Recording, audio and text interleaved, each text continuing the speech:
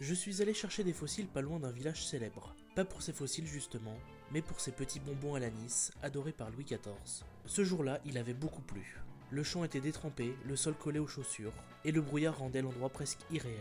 Clairement, ce n'était pas la sortie la plus confortable, mais en paléontologie, ce sont souvent ces conditions-là qui offrent les meilleures surprises. La pluie avait bien lavé le sol, et ramené pas mal de fossiles à la surface. Ici, pas besoin de creuser, il suffit de regarder attentivement le sol, de repérer une forme, une symétrie, une texture qui tranche avec la terre. Chaque pas peut cacher quelque chose, et parfois c'est juste là, sous le pied.